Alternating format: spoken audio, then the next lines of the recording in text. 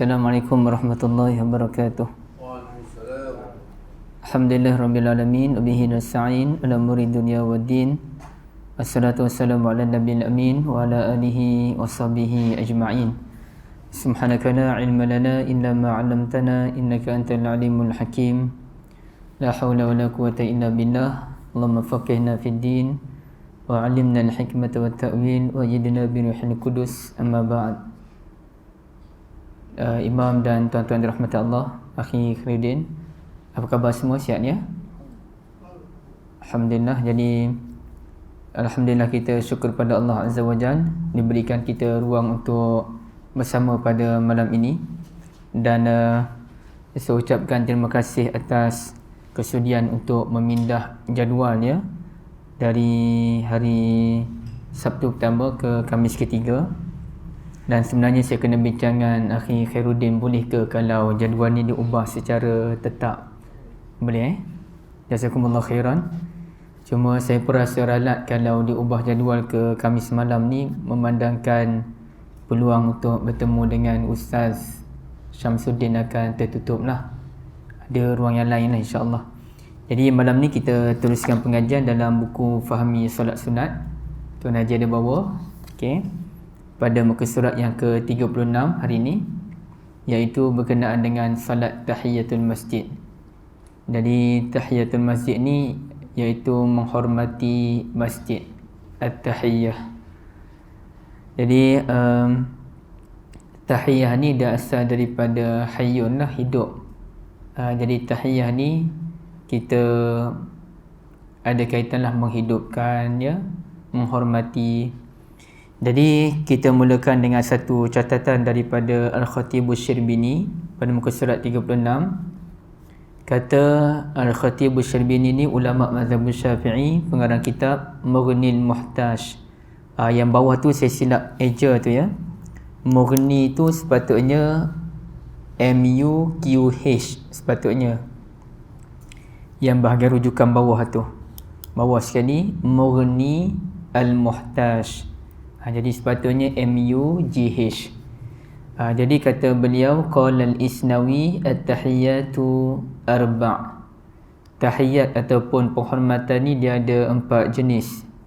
Satu, tahiyatul masjid bis-salah. Kita cara menghormati masjid dengan mengerjakan salah. Wal baiti bit-tawaf. Menghormati Baitullahil Ka'bah dengan tawaf. Wal harami bil ihram, menghormati Masjidil Haram dengan berihram. Wa mina bir ramyi, dan kita menghormati Mina dengan melontar semasa haji. Okey, jadi itu 4 bentuk tahiyah. Wa zida alaihi tahiyatu Arafah bil wukuf, dan ditambah satu lagi iaitu tahiyah Arafah dengan wukuf semasa haji. Jadi itu tapi ada lagi lah. Wa tahiyatu liqa'il muslim bisalam, cara kita menghormati orang Islam dengan salam. Dan wal khutbati bin nisbati ila al-khatib yaumal jumu'ah kama marra, fatakunu at-tahiyyatu huna bil khutbati kama fil masjidil haram kama fil masjidil haram bit tawaf. Dan khutbah bagi khatib pada hari Jumaat seperti telah dijelaskan, maka tahiyah bagi khatib adalah khutbah, sebagaimana tahiyah Masjidil Haram adalah tawaf, ialah tawaf. Jadi itu beberapa bentuk tawaf, beberapa bentuk tahiyah. Dan kita mahu memberikan tumpuan kepada tahiyatul masjid dengan mengerjakan salat. Artinya tuan-tuan dirahmati Allah, kita kena jelas dulu tahiyah ni artinya menghormati. Jadi kalau salat tahiyatul masjid dalam bahasa Melayunya salat menghormati masjid. Jadi kira-kiranya kalau kita masuk ke dalam masjid dan kita niat sahaja aku salat menghormati masjid, dikiralah. Dia tidak semestinya niat sahaja aku solat tahiyatul masjid. Kita niat sahaja aku solat menghormati masjid, ia dikira sebagai solat tahiyatul masjid. Okey, muka surat 37. Kata Syekh Musa Shahin Lashin. Ni ulama yang terkini ya, tapi rasanya dah meninggal dunia.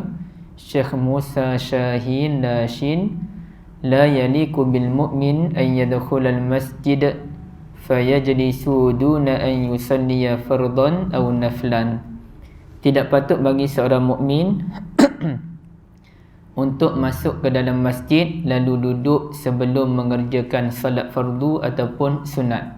Jadi itu tak wajarlah kita masuk masjid terus kita duduk. Sekurang-kurangnya kita salat sunat ataupun kita salat fardu ataupun tak kiralah salat qada dan sebagainya, semuanya dikira. Dan sebagaimana kita beradab ketika memasuki rumah orang, hatta kita beradab ketika memasuki rumah kita sekalipun, maka begitulah kita beradab ketika memasuki masjid dengan cara mengerjakan salat sebanyak paling kurang 2 rakaat. Manakala salat jenazah tidak dikira sebagai solat menghormati masjid.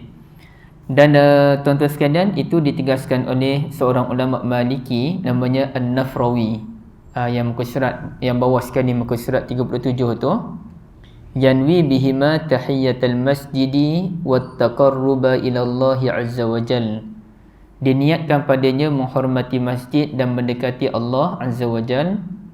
Lantaran maksud sebenar menghormati masjid adalah menghormati tuan rumah.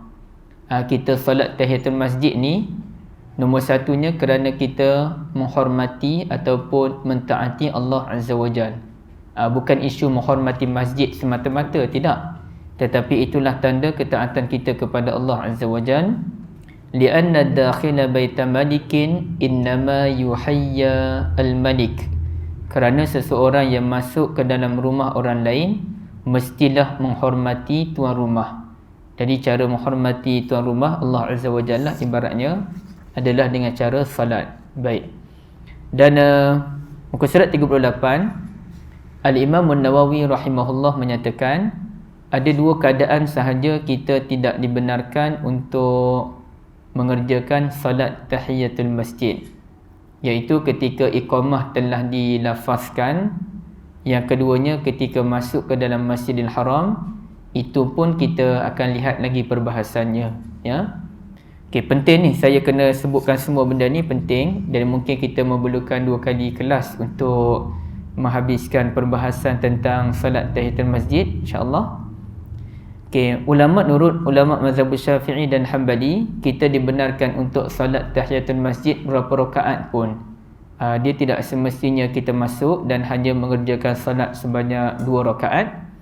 Hatta sebagai contoh, kita masuk ke dalam masjid pada waktu pukul 4 petang contohnya, ataupun 4.30 petang. Jadi 4.30 tu ada 20 minit lagi nak asar. Jadi kita pun nak salat sebanyak 4 rakaat 1 salam. Jadi salat tahiyatul masjid 4 rakaat 1 salam dibolehkan. Tapi kalau kita masuk pada waktu terlarang, ini saya lupa nak sebutkan di sini. Kalau kita masuk pada waktu terlarang, cukuplah kita salat 2 rakaat. Tapi kalau kita masuk pada waktu yang dibenarkan salat 4.30 petang ke pukul 3 petang ke, kita nak salat tahiyatul masjid sebanyak 4 rakaat pun dibolehkan. Dan ini disebutkan sendiri dalam kitab Abu Bakar Al-Jazairi. Apabila masuk ke dalam masjid, maka disunnahkan baginya untuk salat 2 rakaat dengan niat tahiyatul masjid. Dia boleh menambah berapa rakaat pun dengan niat tahiyah menurut kesepakatan ulama Syafi'iyah dan juga Hanabilah. Okey. Dan di sini kalau kita tengok pula bahagian bawah tu, kata Imam Nawawi, ulama mazhab kami berkata salat tahiyatul masjid 2 rakaat menurut hadis. Sekiranya fa in shalla aktsara min raka'ataini bi taslimatin wahidatin jaz. Sekiranya kita salat lebih daripada 2 rakaat dengan 1 salam, harus. Semua itu dianggap tahiyah, kerana kalau kita salat 4 rakaat pun ia merangkumi 2 rakaat. Yang penting paling kurang 2 rakaat. 2 rakaat tu dia bukan jumlah yang mesti, tapi itu merupakan jumlah yang minimum. Jadi kalau kita nak salat sebanyak 4 rakaat 1 salam, maka ia dibolehkan. Okey. Cuma bagi mazhab Hanafi, dia Hanafi dia kata macam ni. Kalau tengok muka surat 39 atas tu, bagi mazhab Hanafi pula minimum 2 rakaat, yang afdal adalah sebanyak 4 rakaat dan tidak boleh lebih daripada 4 rakaat. Itu Hanafi. Bagi dia paling baik kita solat tahiyatul masjid ni 4 rakaat 1 salam. Okey, tapi kita dapat 2 rakaat pun okey. Tapi mazhab Maliki, Maliki dia kata tak boleh solat tahiyatul masjid lebih daripada 2 rakaat. Jadi ini pendirian mazhab masing-masing lah tuan-tuan sekalian. Yang kita rasanya boleh kita terima adalah insya-Allah boleh solat tahiyatul masjid sebanyak 4 rakaat 1 salam. Tapi kalau kita masuk pada waktu yang terlarang, seperti kita masuk dalam pukul 7 malam, 7 petang, ya, sementara tunggu waktu salatul maghrib, maka lebih baik kita solat 2 rakaat sahaja, kerana itu merupakan waktu yang terlarang. Okey. Jadi sekejap ya.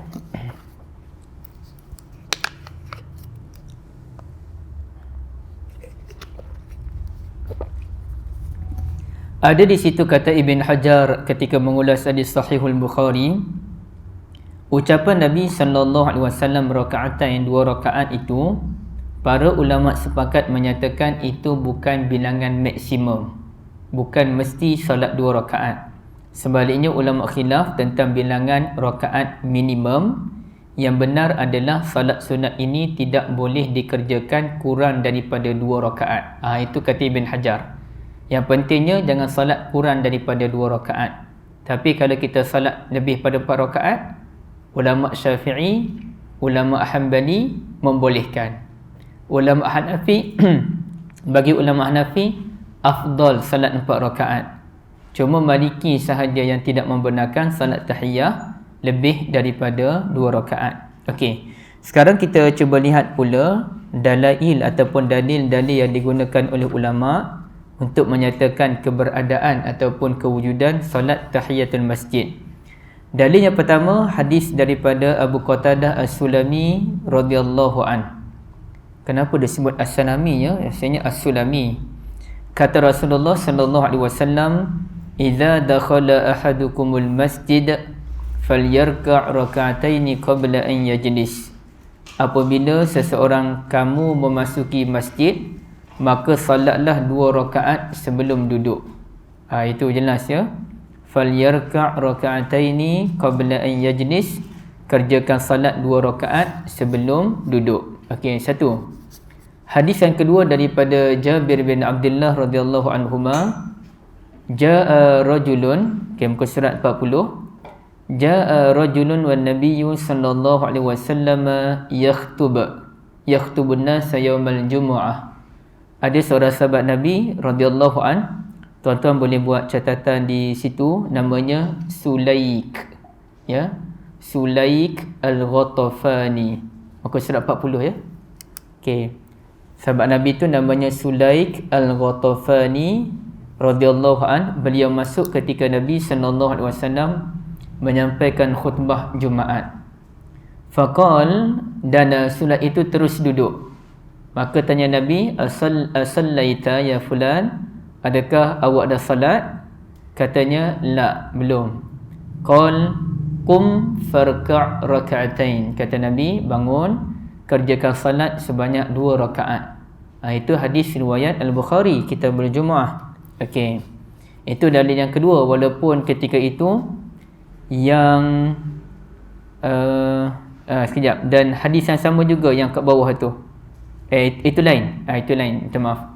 Walaupun khutbah Jumaat itu wajib, tetap Nabi sallallahu alaihi wasallam meminta sahabatnya mengerjakan salat tahiyatul masjid.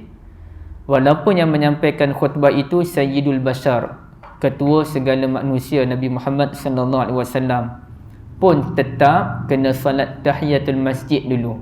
Walaupun pastilah khutbah yang disampaikan oleh Nabi adalah khutbah yang terbaik, yang pasti yang direkodkan dalam sejarah manusia, tapi kena salat dulu. Kerana itulah cara kita tahiyah, menghormati masjid. Dan hadis yang ketiga disampaikan sendiri oleh Abu Qatadah. Kata beliau, "Dakhaltul masjida wa Rasulullah sallallahu alaihi wasallam jalisun baina zahranai an-nas.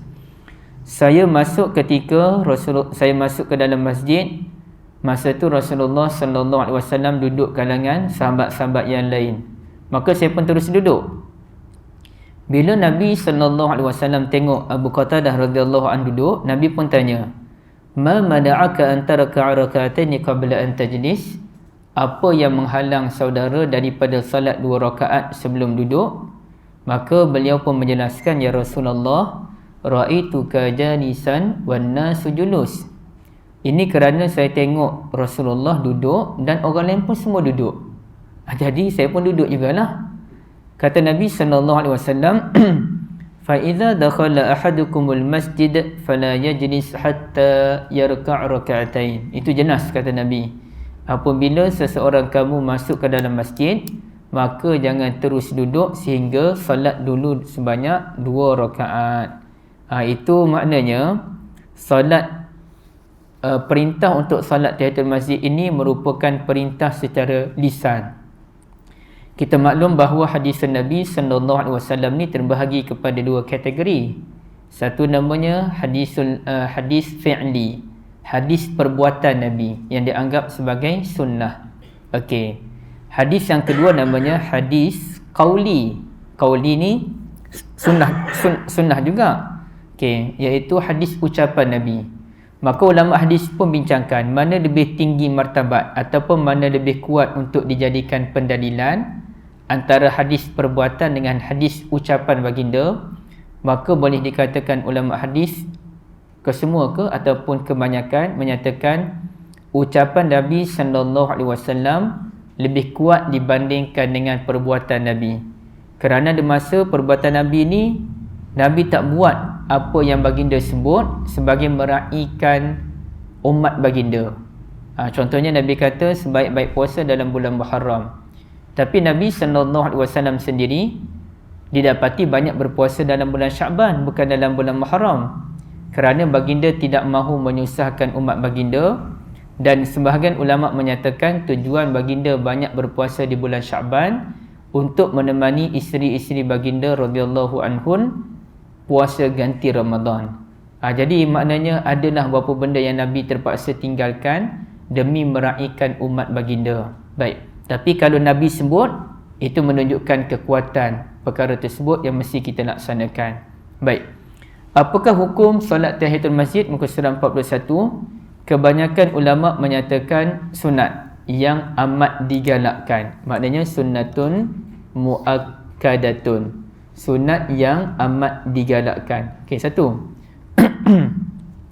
Namun ada sebahagian kecil ulama, macam kita sampai dah. Ada sebahagian kecil ulama menyatakan wajib. Ada ulama yang mewajibkan. Sebab itu tuan-tuan sekalian, ada satu perbahasan ulama, wujudkah ittifaqul ulama? Ittifaqul ulama berarti kesepakatan semua ulama. Maka ada ulama yang menyatakan boleh dikatakan tidak ada satu perkara, Waalaikumsalam warahmatullahi wabarakatuh, boleh dikatakan tidak ada satu pun perkara yang menjadi ittifaqul ulama. Semua ulama sepakat, kecuali dalam perkara yang common. Contohnya salat fardu, wajib tak wajib? Itu memang wajib lah, tak adalah ulama kata sunat. Salat zuhur, okey, itu tak acin lah. Haji, wajib tak bagi orang mampu? Semua benda common. Benda common ni tak payah kita sembang lah. Itu benda rukun Islam. Tapi kalau kita katakan yang lain-lain, ada tak kesepakatan ulama? Boleh katakan hampir tidak ada. Jadi sebab itu ulama mentafsirkan, kalau orang kata ini pandangan jumhurul ulama, jumhur artinya kebanyakan. Ini pandangan ittifaqul ulama. Ittifaqul ulama berarti hampir semua ulama. Bukan semua, tapi hampir semua ulama. Baik. Sebagai contoh kita katakan menutup salat dengan salam. Itu merupakan pendapat kebanyakan ulama. Bukan lagi pendapat semua ulama. Pendapat kebanyakan ulama. Kerana Hanafi tidak mewajibkan salam. Okey. Larangan daripada minum daripada muncung bekas. Ini tak kira lah. Contohnya kita bekas buat air tu, boleh tak boleh minum daripada muncung bekas. Maka di situ kita kata ittifaqul ulama tak boleh. Ittifaqul ulama bukan berarti semua ulama kata tak boleh, tidak. Hampir semua ulama kata tak boleh. Tapi ada tak kata boleh? Ada yang kata boleh. Jadi cara dia faham hadis berbeza. Maka dalam bab ini boleh dikatakan ittifaqul ulama, hampir semua ulama kata sunat solat tahiyatul masjid. Tapi ada juga ulama kata wajib, tuan-tuan sekalian. Siapa ulama kata wajib? Antaranya Ibn Utsaimin. Syekh Muhammad bin Saleh Al-Utsaimin menyatakan wajib salat tahiyatul masjid. Bahkan dia boleh dikatakan begini, saya kena betulkan. Pendapat yang mewajibkan Syekh Ibn Utsaimin kata macam ni, pendapat yang mewajibkan salat tahiyah adalah satu pendapat yang kuat. Namun pendapat yang tepat dalam isu ini menurut beliau adalah sunat. Bukan Ibn Utsaimin yang kata wajib, tak. Ulama lain yang kata wajib. Cuma Ibn Utsaimin ulas, pendapat yang kata wajib tu kuat, cuma pendapat yang kata sunat lebih tepat.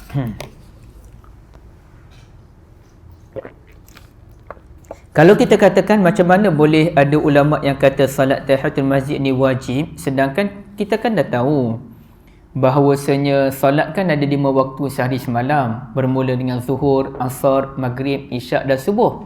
Macam mana boleh ada ulama kata yang lain wajib? Maka sebenarnya yang 5 tu adalah yang betul-betul asas fardu. Tapi ada lagi, contohnya witir menurut mazhab Hanafi wajib. Okey. Ataupun ada lagi solat wajib disebabkan benda lain, sebab nazar. Contohnya ada orang bernazar, kalau saya berjaya dapat projek tersebut, saya nak salat duha sebanyak 12 rakaat selama 7 hari berturut-turut. Maka mengerjakan salat duha 12 rakaat 7 hari berturut-turut jadi wajib untuk dia. Kalau dia salat sampai 6 hari berturut-turut, hari ke-7 dia tinggal, maka dia kena ulang balik 7 hari berturut-turut. Jadi padahal salat duha hukumnya sunat, tapi apabila nazar ia menjadi wajib. Jadi dia ada wajib disebabkan benda-benda yang lain. Termasuk apabila kita masuk ke dalam masjid, maka sebahagian kecil ulama mewajibkan kita salat tahiyatul masjid. Di situ saya sebutkan pada muka surat 41 tu isi-isi penting. Menurut kesepakatan para imam fatwa, hukum salat tahiyatul masjid ialah sunat. Namun menurut nukilan Ibn Battal ni ulama yang mensyarahkan Sahihul Bukhari, ulama ahli zahir menghukumnya sebagai wajib. Ulama ahli zahir ni siapa contohnya? Syekh Dawud Az-Zahiri. Dia macam Dawud Az-Zahiri apa tu, dia kata wajib. Namun ada seorang ulama besar dalam kalangan Az-Zahiriyah, iaitu namanya Ibn Hazm. Ibn Hazm tidak mewajibkannya. Beliau terkenal dengan ulama Az-Zahiri, namun beliau tidak mewajibkannya. Okey, kalau ditanyakan apakah dalil menyatakan hukum salat tahiyatul masjid ini sunat, bukannya wajib? Kerana pernah Nabi Muhammad sallallahu alaihi wasallam melihat ada sahabat yang baru masuk ke dalam masjid, berlangkah bahu-bahu orang, dan kemudiannya baginda minta dia duduk. Baginda sallallahu alaihi wasallam tidak pula meminta untuk dia salat dulu. Bila dia langkah-langkah tu, Nabi kata duduklah. Maka dia pun duduk. Dan kalau tuan-tuan biasa mendengar hadis tentang 3 orang yang masuk ke dalam masjid ketika majlis ilmu sedang berlangsung. Orang pertama dia masuk, dia duduk depan sekali. Orang kedua dia masuk, dia duduk belakang. Dan orang ketiga dia balik. Maka kata Nabi SAW, orang yang dia tak nak join kelas ilmu ni, maka Allah pun tak bagi ilmu lah pada dia. Orang yang duduk belakang kerana dia tak bersungguh, bukan kerana ruang dah penuh, tapi dia tak bersungguh, maka dia pun payahlah nak dapat ilmu. Tapi kalau orang yang duduk depan tu dia cari juga ruang yang paling dekat untuk mendengar ilmu, maka Allah bagi dia ilmu. Okey. Antara benda yang dibahaskan oleh Al-Hafiz Ibn Hajar di dalam kitab Fathul Bari, Nabi SAW tidak memerintahkan pun 2 orang sahabat baginda radhiyallahu anhuma tadi untuk salat tahiyatul masjid bila masuk. Mereka masuk, mereka terus duduk, tidak mengerjakan salat. Jadi kenapa Nabi tak suruh? Maka di situlah Ibn Hajar mengeluarkan ihtimal, kemungkinan, iaitu kemungkinan masjid sudah terlalu penuh, tiada ruang untuk mengerjakan salat. Maka oleh kerana salat itu hanya sunat, Nabi pun kata tak apalah, duduklah terus. Kalau wajib mesti Nabi suruh juga, buka ruang dulu saudara kamu nak salat, kena salat juga. Tapi oleh kerana ruang sudah penuh, tak ada ruang untuk mengerjakan salat, maka sebab itulah Nabi SAW tidak menyuruhnya mengerjakan salat. Okey. Kemudiannya tuan-tuan dirahmati Allah sekalian, kita tengok pada muka surat 42 pada perenggan yang kedua, ketika Imam Nawawi rahmatullahi alaih mengulas hadis sahih Muslim 714 tu, yang muka surat 40 tu, bawah tu. Okey. Ketika beliau mengulas hadis tersebut, beliau pun menyatakan ada 3 isi penting yang Imam Nawawi sampaikan. Okey, apa dia? Hukum salat tersebut adalah sunat. Hukum salat tahiyatul masjid adalah sunat. 1. Makruh tanzih, duduk sebelum salat, tidaklah haram.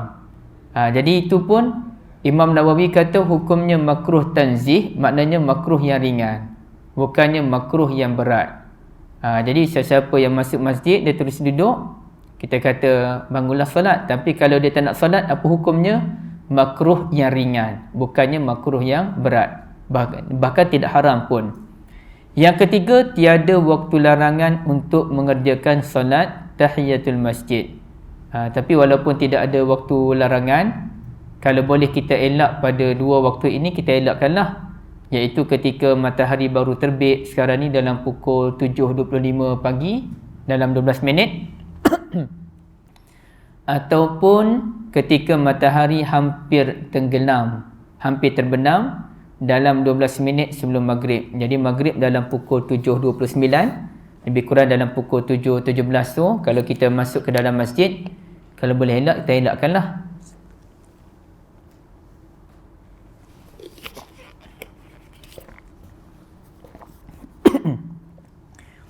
Kemudiannya tuan-tuan dirahmati Allah sekalian, tapi menarik juga kita tengok satu ulasan daripada Syekh Sadiq Khan. Syekh Sadiq Khan tu muka surat 43. Saya baca terjemahan terus. Saya berkata dalil-dalil mewajibkan salat ini lebih terang daripada mentari. Itu dia, kata Syekh Sadiq Khan. Dia nak kata wajib, sebab Nabi kan kata tu, sesiapa yang masuk ke dalam masjid, maka jangan duduk sehingga salat 2 rakaat. Jadi itu perintah wajib tu. Dalam bahasa Arab dia panggil apa? Al-amr yadullu 'alal wujub. Mana-mana hadis Nabi ataupun ayat Quran yang ayat perintah. Ayat perintah itu menunjukkan benda tu wajib dibuat. Okey, maka di sini dalil-dalil yang mewajibkan solat tahiyatul masjid lebih terang daripada mentari. Apabila Daud Az-Zahiri berpegang hukumnya wajib, maka apalah maknanya pernyataan Imam Nawawi hukumnya adalah sunat menurut kesepakatan ulama? Tak betul lah. Yang Imam Nawawi kata semua ulama sepakat kata sunat, itu tak betul. Kerana Daud Az-Zahiri kata wajib. Al-Allamah Ar-Rabbani, itu saya silap tulis tu, Al-Allamah Ar-Rabbani. Nampak tuan-tuan ya? Surat 43 tu. Imam Syaukani sendiri telah menegaskan kewajipan salat tahiyah di dalam kitab Al-Fathur Rabbani. Saya juga telah menghuraikannya di dalam kitab Dalilut Talib. Rujuklah sendiri, kata dia. Tidak syak lagi bahawa pendapat yang menyatakan ijma'ul ulama, kesepakatan ulama bahawa solat itu hukumnya sunat, itu tidak syak lagi, pandangan itu tidak syak lagi ditolak. Yang betulnya bukan semua ulama yang kata sunat, ramai juga ulama yang kata wajib. Itu kata Syekh Sadiq Khan, tuan-tuan sekalian. Dia nak katanya wajib ni sebenarnya solat tahiyatul masjid kerana ayatnya ayat perintah. Tapi kalau kita tengok dalam Al-Quran dan juga hadis, ada banyak je, ada je beberapa ayat Quran dan hadis yang macam ayat perintah tapi tak wajib pun. Contohnya kata Allah Azza wa Jalla, fankihu ma taba lakum minan nisa'i masna wa thulatha wa ruba'. Kena kahwin 2, 3 ataupun 4. Itu ayat perintah tu. Tapi kita nak kahwin ke 2, 3, 4 tuan-tuan sekalian? Saya tahulah memang nak, tapi semua tak berani kan. Khairuddin lagilah tak berani, dia baru kahwin je. Jadi ceritanya kalaulah perintah tu wajib, pakat kena kahwin lah kita. Tapi tak begitu cara memahaminya. Jadi perintah tu perlu difahami daripada konteks yang lain. Kena tengok kepada keseluruhan ayatul Quran, barulah kita dapat cam dia wajib ke apa. Jadi ada ayat perintah tapi tidak membawa maksud wajib. Jadi yang paling tepat insya-Allah tidak wajib pun untuk solat tahiyatul masjid, walaupun ada hadis Nabi yang kata kena solat 2 rakaat, tapi telah dibatalkan oleh hadis, telah disyarahkan oleh hadis yang lain yang mana menunjukkan Nabi SAW tidak mewajibkan pun sahabat Nabi untuk solat tahiyatul masjid, ya. Okey, baik. Kemudiannya muka surat 43 tu lagi syarat mengerjakan solat tahiyatul masjid. Satunya kalau ikut mazhab Maliki tu tak apalah, dia punya sekian-sekian tu. Okey. Kita tengok yang muka surat 44 terus. Okey. Muka surat 44 ini dalam kitab Al-Fiqh Al-Mazahibil Arba'ah oleh Fiqh Mazhab 4 oleh Abu Bakar Al-Jazairi. Dan tidak disyaratkan untuk duduk di dalam masjid. Sekiranya kita masuk ke dalam masjid dengan niat lalu je ke arah lain, salat tahiyah tetap dituntut ke atasnya, sunat ke atasnya menurut 3 mazhab. Sedangkan mazhab Maliki tidak menyatakan sunat, ya. Jadi kalau kita contohlah masjid macam mana tuan-tuan, ya. Saya nak contoh masjid Kampung Baru. Saya rasa betul kot. Masjid Kampung Baru kan dia masjid yang sedikit unik kalau kita tengok. Bahagian kanan dia tu, itu tempat lalu lalang orang bekerja. Anytime dia boleh berhenti masuk dalam masjid solat. Memang cantiklah masjidnya. Jadi katakanlah ada orang nak lintas. Dia nak lintas dari kawasan sebelah kiri, dia nak pergi ke sebelah kanan. Ataupun sebelah kanan, dia nak pergi ke sebelah kiri. Dia nak lintas dia malah pusing. Pusing jauh pula. Jadi kalau dia sekadar melintas, adakah dia disunatkan untuk salat tahiyatul masjid? Maka kata ulama mazhab yang 3 ni pun sunat. Kerana itulah cara kita menghormati tuan rumah. Tuan rumah tu quote and quote lah, iaitu Allah Azza wa Jal.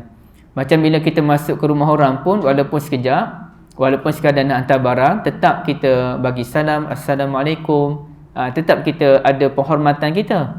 Maka bila kita masuk masjid pun, walaupun sekadar melintas, tetap disunatkan untuk salat. Ataupun kalau kita masuk tu dengan tujuan nak jumpa orang je, panggil orang je, iaitu nak panggil seorang tuan haji tu, boleh tak tuan haji tolong alih kereta sebab ada orang nak keluar, pun disunatkan juga. Tapi panggil dululah tuan-tuan sekalian. Jangan kita nak suruh tuan haji nak alih kereta sebab ada orang tak boleh keluar, kita solat dulu. Kawan tu dah tunggu kita bilalah tuan haji ni nak alih kereta kan. Bagi tahu tuan haji, kereta tuan haji tu dah halang kereta kawan saya, boleh tak tuan haji alih dulu? Lepas kita bagi tahu tuan haji tu, disunatkan untuk kita solat sebanyak 2 rakaat. Siapa yang buat tu memang warak lah tuan-tuan sekalian. Saya sendiri rasanya tak terbuat kot. Tapi kalau ada kalangan tuan-tuan yang buat, Masya Allah, itu tanda keimanan yang begitu mendebal, ya. Okey. Dan kemudiannya kalau kita tengok lagi yang bawah sekali itu muka surat 44, mazhab Syafi'i menghuraikan perkara ini dengan lebih terperinci. Kata mereka, sebelum tu kita tengok An-Nafrawi yang atas sikit. Sehubungan itu An-Nafrawi, ulama mazhab Maliki, menyatakan difahami melalui kalam pengarang kitab Ibn Abi Zaid Al-Qayrawani bahawa orang yang lalu atau masuk ke dalam masjid tanpa wuduk, dia masuk masjid tanpa wuduk, ataupun pada waktu itu bukan waktu dibenarkan salat, dia masuk masjid pada pukul 6 petang sedangkan dia dah salat asar, tidak disunatkan baginya untuk salat tahiyatul masjid. Yang disunatkan baginya hanyalah membaca subhanallah, alhamdulillah, wa la ilaha illallah, wallahu akbar. Itu mazhab Maliki. Sebab Maliki dia tak benarkan kita salat tahiyatul masjid pada waktu terlarang, dan kalau kita sekadar lalu, sekadar masuk sekejap tak payah solat, itu mazhab Maliki kan. Okey, mazhab Syafi'i pun memperincikan perkara ini. Pertamanya, semestinya kita tidak dibenarkan untuk mengerjakan salat dalam keadaan berhadas. Itu confirm. Kalau kita masuk masjid dalam keadaan tidak ada wuduk, pastilah kita tidak dibenarkan untuk salat. Kita jelas. Namun, itu bukanlah alasan untuk kita meninggalkan salat tahiyatul masjid. Itu bukan alasan. Apabila kita mampu mengambil wuduk, apalagi zaman sekarang ni kemudahan ada. Sana ada 2 paip, belakang ada lagi paip untuk ambil wuduk. Dalam keadaan kita sekarang ni serba-serbi ada kemudahan, walaupun masa tu kita tidak ada wuduk dan kita nak masuk sekejap je ke dalam masjid, kalau ikut mazhab Syafi'i, sunat kita ambil wuduk dahulu, masuk ke dalam masjid walaupun sekejap, solat dulu 2 rakaat. Itu tanda menghormati masjid, ya. Apalagi kita tidak digalakkan berada dalam rumah Allah dalam keadaan berhadas. Sampai demikian, ya, ulama memberikan penekanan tentang salat tahiyatul masjid. Tujuannya tidak lain dan tak bukan untuk kita mempraktikkan sunnah-sunnah Nabi SAW. Saya ada semalam duk baca satu dalam kitab Majmu' Imam Nawawi lah, tuan-tuan sekalian. Okey, dia dak bahas begini. Kita ni dimakruhkan meninggalkan perkara-perkara yang disunatkan dalam solat. Maka saya nak kembangkan lagi. Bukan sahaja kita dimakruhkan meninggalkan perkara-perkara yang disunatkan dalam solat, seperti tasbihat ketika rukuk dan sujud dan lain-lain. Kita juga dimakruhkan untuk tidak buat langsung amalan-amalan sunat. Walaupun amalan sunat itu ikut hukum definisi fiqh, buat dapat pahala, tak buat tak berdosa, itu definisi fiqh. Tetapi ulama fikih juga menyatakan kalau kita langsung tak buat amalan sunat, salat sunat langsung tak buat, kita hanya salat sunat apa yang kita buat je, salat raya begitu je, langsung tak buat salat sunat, maka kalau kita langsung tidak salat sunat, dikhawatiri keimanan kita tu boleh dipertikaikan. Itu kata ulama fiqh, bukan ulama sufi yang kata, ulama fiqh yang kata. Jadi sebenarnya kita juga dimakruhkan kalau langsung tidak mengerjakan salat sunat. Yang ni kita bimbang juga tuan-tuan sekalian, anak-anak muda kita yang tak biasa, bukan anak muda je, orang-orang yang tak biasa dengan pendedahan ini, dia hanya salat fardu je, salat sunat langsung tak buat. Apalagi kalau langsung dia tidak membaca Al-Quran. Kalau dalam sehari 2 hari dia tak baca Quran tu, mungkinlah kerana sibuk kerja. Tapi kalau dia tak boleh langsung, sebulan tu dia tak sentuh pun Quran, dia tak baca pun Quran, dia sekadar baca yang wajib, yang perlu-perlu je dalam salat, itu bahaya sebenarnya. Kerana itu menunjukkan dia macam tidak ada kecintaan terhadap ibadah. Artinya kecintaan dia kepada Tuhan itu nampak gaya tidak begitu kuat, tidak begitu terang. Jadi dikhawatiri ada masalah, ya. Maka timbullah kemudiannya muka surat 45, bolehkah kita menggantikan salat tahiyah dengan tasbih? Pada asasnya Nabi SAW mengajar kita solat sebagai tanda menghormati masjid. Solat dia tak boleh ganti dengan tasbih, itu asasnya. Namun ulama 3 mazhab, iaitu mazhab Hanafi, Maliki, Syafi'i, menyediakan alternatif bagi sesiapa yang tidak bercadang untuk mengerjakan solat tahiyah. Artinya dia masuk tu masuk sekejap je, dia pun tak larat lah nak solat, ataupun dia nak lalu je, ataupun sekadar dia nak ambil barang tertinggal, ataupun dia terlupa nak tutup pembesar suara, dia tok siap, dia dah balik, dia dah keluar masjid, kemudian dia patah balik, dia naik motor separuh jalan tu dia patah balik nak tutup pembesar suara, PA system. Jadi untuk solat tu dia agak berat. Maka ada 3 mazhab mencadangkan bagi sesiapa yang tidak bercadang ataupun tak boleh nak solat, tak boleh tu sebab tertentu apalah, maka boleh digantikan dengan tasbih subhanallah walhamdulillah wala ilaha illallah wallahu akbar. Dan ini ada disebutkan oleh Al-Khatib Syrbini, disebut, dan makruh masuk ke dalam masjid tanpa wuduk. Sekiranya kita masuk tanpa wuduk, maka bacalah subhanallah alhamdulillah wala ilaha illallah wallahu akbar, ia senilai dengan salat 2 rakaat. Artinya boleh menggantikan salat 2 rakaat. Ini kata Khatib Syrbini. Artinya contohnya kita masa tu air tak ada, kerajaan Selangor, tapi alhamdulillah sekarang tak ada isu dah. Kerajaan terpaksa catur air menyebabkan air tak ada dan kita kena jimat air. Masa tu kita masuk ke dalam masjid untuk kuliah pada waktu duha. Biasanya duha ni kaum ibu kan. Jadi Allah tak ada air pula kat masjid, payahlah kan, nak balik rumah nak ambil wuduk pula jadi payah. kat masjid masa tu tak ada air. Bukan isu catu, kat masjid tu tak ada air. Jadi untuk balik rumah ambil wuduk, kemudiannya solat, ia menyulitkan. Maka boleh tak kalau dia masuk masjid terus sampai ambil wuduk untuk pengajian ilmu? Maka di sini kalau dia terpaksa masuk dalam keadaan tidak ada wuduk, gantilah dengan subhanallah, alhamdulillah, wala ilaha illallah, wallahu akbar. Ya. Tapi kalau saja-saja tuan-tuan sekalian, tak bolehlah. Artinya ada wuduk tapi malaslah nak baca subhanallah je lah. Itu tak cantik lah. Ini cerita orang dalam keadaan terdesak, ya. Okey, begitulah kata An-Nafrawi. Bahkan ulama mazhab Syafi'i pun muka surat 47 atas sekali kata, sekiranya kita tidak dapat salat tahiyatul masjid ataupun sujud tilawah atau sujud syukur, bacalah subhanallah, alhamdulillah, wala ilaha illallah, wallahu akbar, wala hawla wala quwata illa billahil aliyyil azim sebanyak 4 kali. InsyaAllah ia boleh dikira menggantikan solat tahiyatul masjid. Okey. Tapi rumusannya begini, ya. Rumusan saya buat. Sebaik-baiknya kita berpegang dengan anjuran sunnah untuk mengerjakan solat tahiyah setiap kali memasuki masjid. Inilah tanda kehambaan kita kepada Allah Ta'ala dan penghormatan kita kepada masjid. Ini terbaik. Contohnya kalau pihak masjid atau surau dia buat tadarus Al-Quran di bulan Ramadan. Jadi bila tiba ayat sujud tilawah tu, sujudlah. Berhenti dulu semuanya, grup dia tu berhenti, semuanya hadap ke arah kiblat dan sujud. Itu terbaik.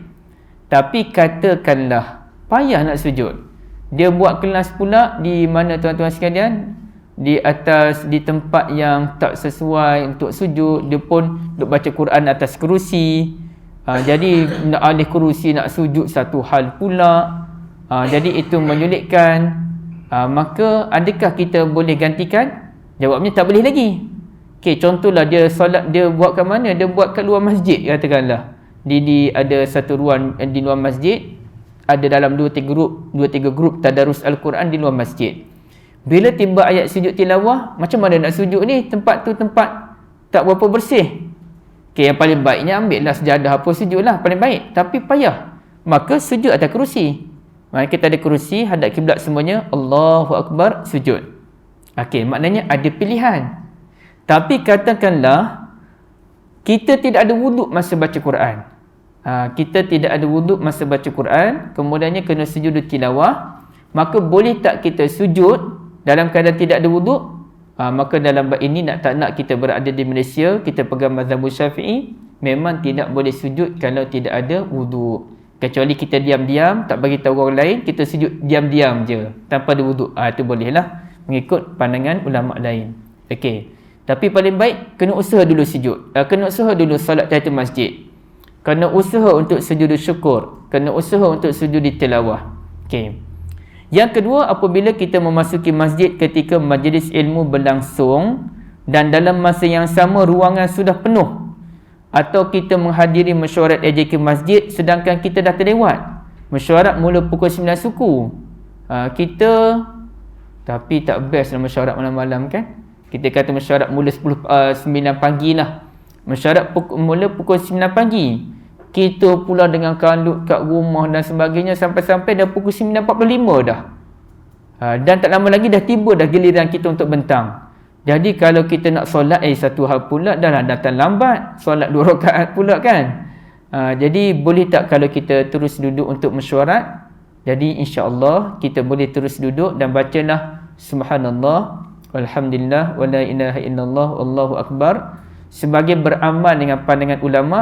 Dan walaupun ia tidak ada hadis yang menyokong, tapi paling kurang ya Allah, aku dah terlambat, jadi aku nak ganti dengan alternatif yang disediakan oleh ulama. Tapi yang paling baik apa dia? Yang paling baik, kita dah terlambat, kita pun bagi tahu pengurusi, minta maaf pengurusi, saya terlambat, ada urusan di rumah tadi.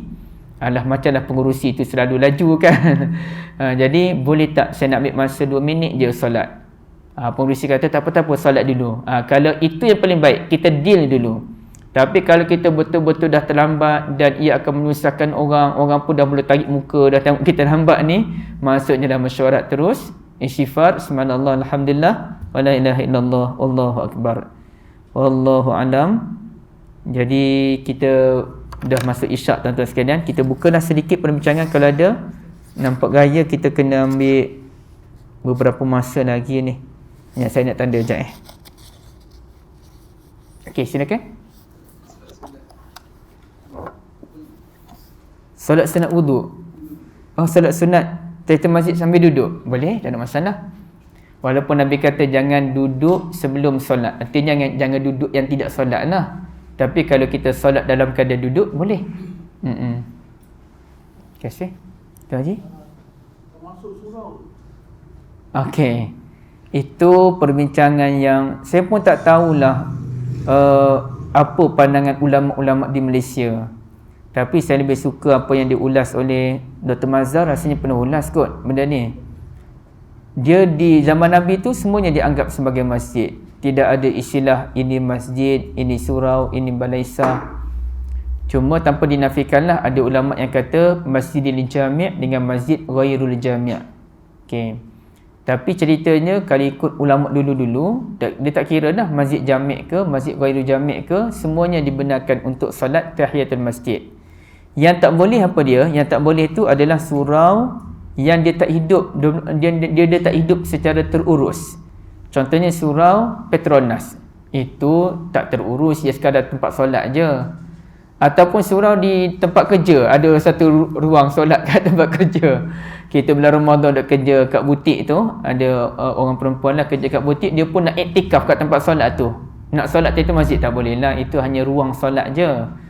Ataupun solat di mall, ruang surau di mall, itu tak dikira. Kerana ia bukannya hidup 5 waktu sehari semalam secara terurus. Jadi kalau surau tempat kita ni, ini dikira ni kan? Ini surau lah kan? Ke ini bukan surau? Pusat pengajian ni. Tapi kita solat sini 5 waktu sehari semalam kan? Dia bergantung pada tuan-tuan lah. Saya tak tahulah tuan-tuan nak kira apa dia yang sini kan? Tapi kalau ia dinamakan sebagai surau ke, yang memang hidup 5 waktu sehari semalam, ada pengerusinya, ada imamnya. Okey, paling kurang jadi imam, jadi bilal, paling kurang lah. Tapi di Selangor ni kita ada pengerusi apa kan. Maka boleh solat tahiyatul masjid, boleh niat iktikaf. Allah Alam, gitu lah.